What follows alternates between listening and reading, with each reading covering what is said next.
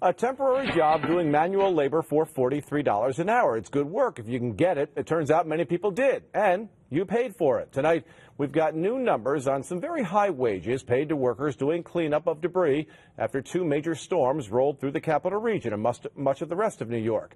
Lots of good work was done, but at what cost? After our region was pounded by tropical storms Irene and Lee, massive cleanup efforts were needed. The federal government stepped in with a National Emergency Grant, an NEG grant, for $16 million. Through the grant, workers were hired to clean up debris, and you paid them more than $40 an hour. This is pretty egregious. These are really incredible numbers. These are high.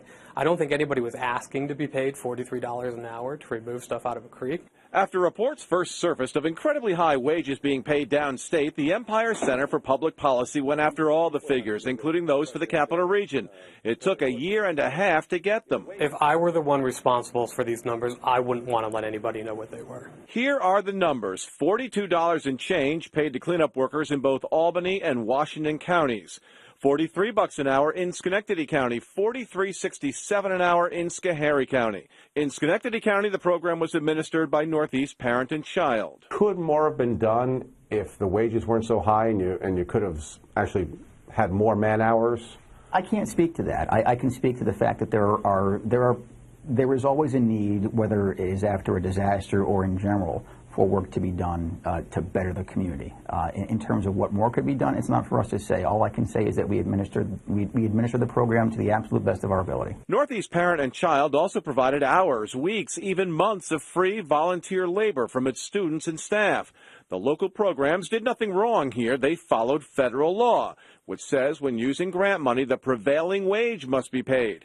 The compensation has to equal what skilled laborers in the region are paid, wages and benefits. The prevailing wage rule was suspended for 2 months after Hurricane Katrina, but Congressman Paul Taco says keeping it in place in this case was the right thing. We're asked to be sound stewards of those taxpayer dollars, and I think when you have the prevailing wage, it addresses the sort of building back stronger scenario that you want to guarantee. Many of the workers hired were not skilled laborers. They were people who were unemployed for months, who almost certainly would have worked for less.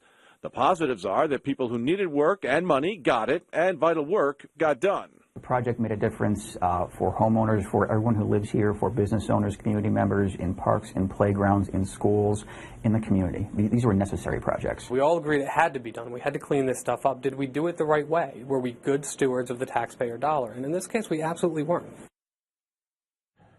$43 an hour is the equivalent of $89,000 a year, but each individual grant worker could only make a total of $12,000 before they had to stop working. Some of the hourly numbers are even more staggering. Downstate, more than $50 an hour paid for storm cleanup in Orange, Westchester, and Rockland counties, and $62 an hour on Long Island.